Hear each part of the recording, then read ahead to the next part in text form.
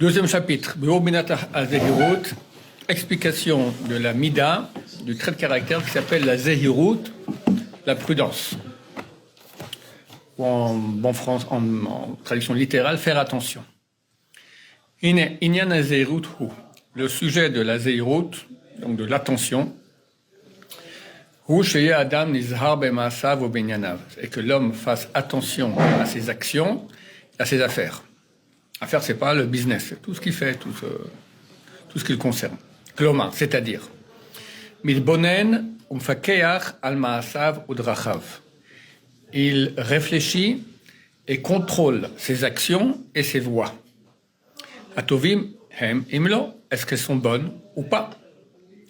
Vilti azov nafsho le sakanat avadon, pour pas abandonner son âme au danger de la perte. Chas shalom, à Dieu ne plaise. Qui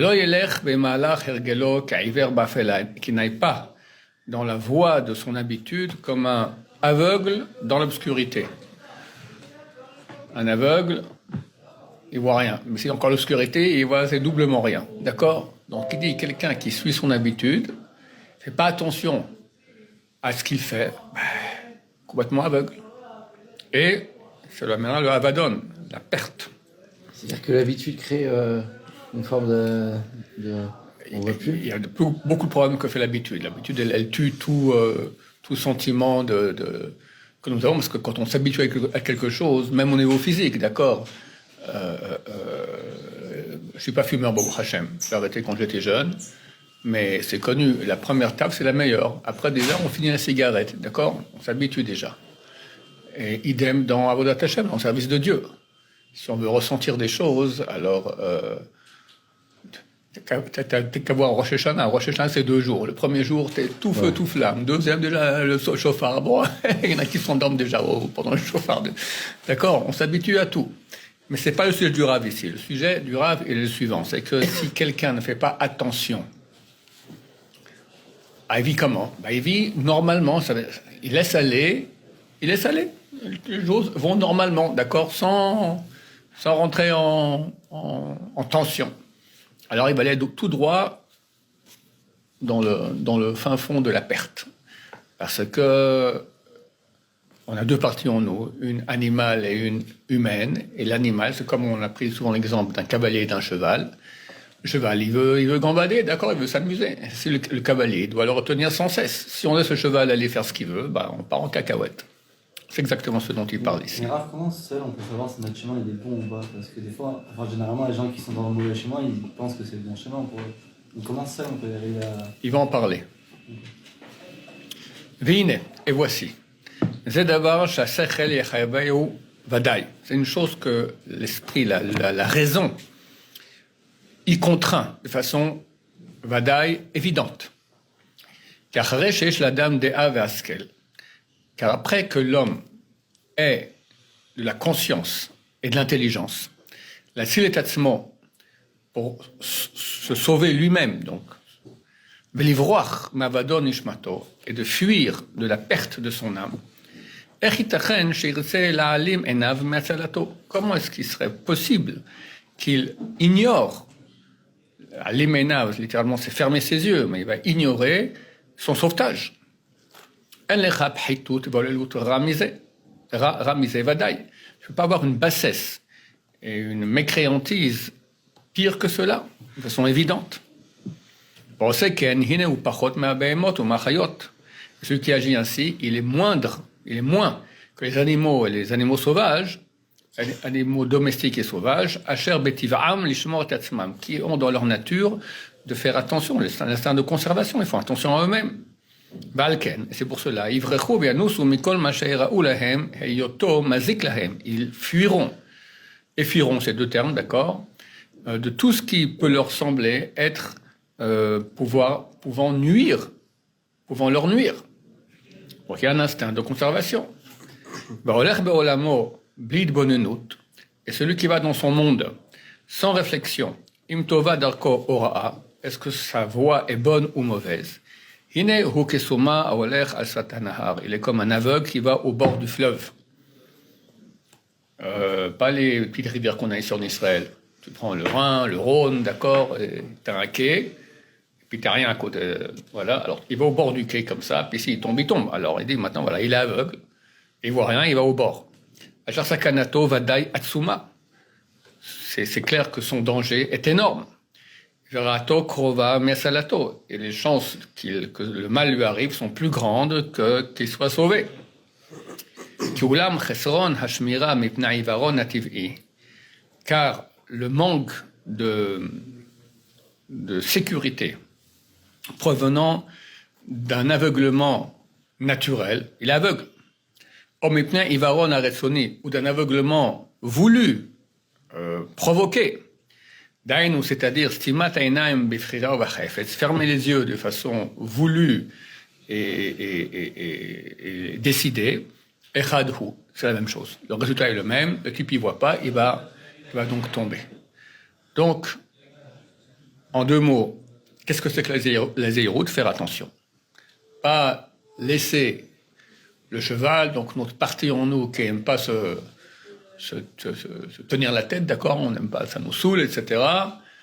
Au contraire, ne pas laisser cette partie en nous faire ce qu'elle veut, au contraire, en tant que situation d'analyse, de sans cesse observer ce que notre voix est bonne ou pas.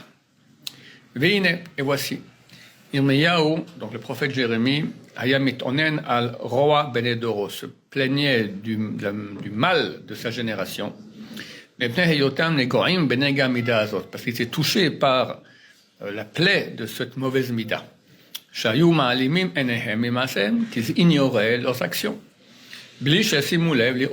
Sans vérifier quelles étaient leurs actions.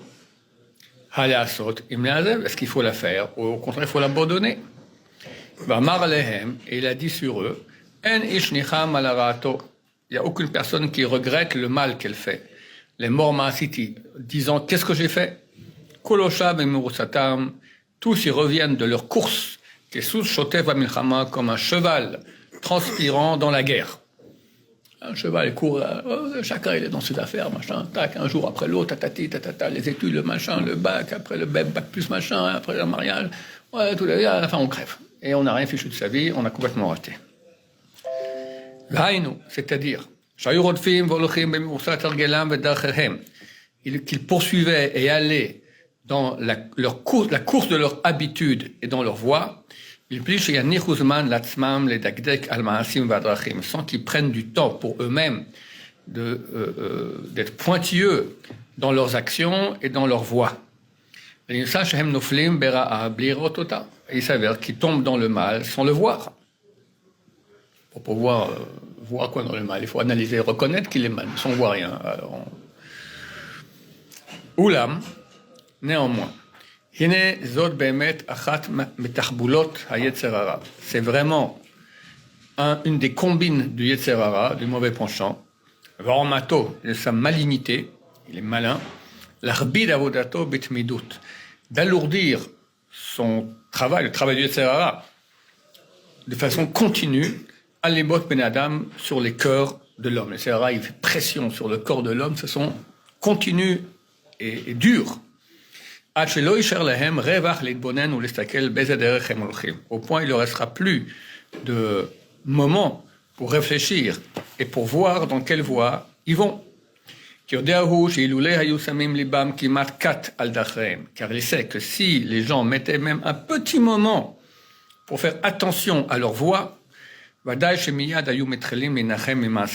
est clair qu'immédiatement ils commenceraient à regretter leurs mauvaises actions. Et le regret sera allé en progressant de plus en plus grand en eux, jusqu'au point où ils auraient quitté le péché totalement. Donc le Sera empêche. C'est-à-dire qu'aujourd'hui on est pris par par exemple, toutes les choses technologiques et tout ça, en fin de compte, pour nous prendre l'esprit, pour pas encore plus technologie, encore plus. Mais lui, il part il y a 300 ans, ça n'a pas changé. Ouais. Quelqu'un, il va se dire, ok, je vais fixer maintenant un certain temps, de temps en temps, de réflexion sur moi-même. Et il peut prendre ce temps. C'est pas qu'il est tellement pris. Tu verras que ça marche pas. Il y a des puissances inimaginables, c'est vrai, qui t'empêchent t'empêche, non, va faire de la Gemara. Si déjà, mais tout, mais pas ça, d'accord. Va étudier, va prier, mais pas ça. Pour certains, c'est aussi justement d'étudier même. Parce que pour certains, d'accord, je te dis à quel point. On va étudier, en fin de compte. À quel point qu'il est prêt. Il préfère qu'on aille faire une mitzvah qui est énorme d'études plutôt que de s'arrêter un moment pour réfléchir sur soi-même. Il y gagne dans le change. Tu comprends? Ça veut dire quoi concrètement faire l'étude sur soi-même? Hein? Ça veut dire quoi concrètement faire l'étude sur soi-même? Prendre un moment. Il va en parler, le Rav, ici, mais en 2 mots. Prendre un moment pour faire un bilan. Quelqu'un qui a un magasin, s'il ne fait pas un bilan de temps en temps, il est mort. Ah, mais c'est pas, ça me semble ça de faire un bilan. Moi, je regarde mes actions, comment je sais si Tu analyses avec son. Qu'est-ce que j'ai fait aujourd'hui? Ça, tu regardes, oui, non, ça. Ok, maintenant, qu'est-ce qui va pas? Comment je peux arranger? Qu'est-ce qui va déjà mieux, etc. Il va en parler, d'accord? Un bilan. Je me souviens qu'une fois, on avait rencontré un grand donateur sud-américain. C'est un grand milliardaire, etc. Il a beaucoup d'argent avec un autre d'Amérique.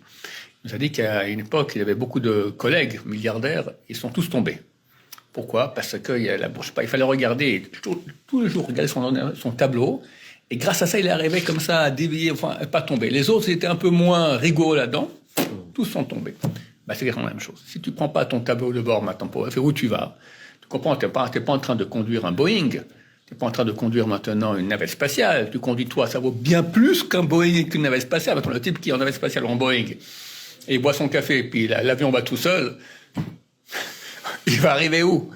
Exactement la même chose, mais exactement avec nous. Baruch Adonai, l'olam, amen, amen.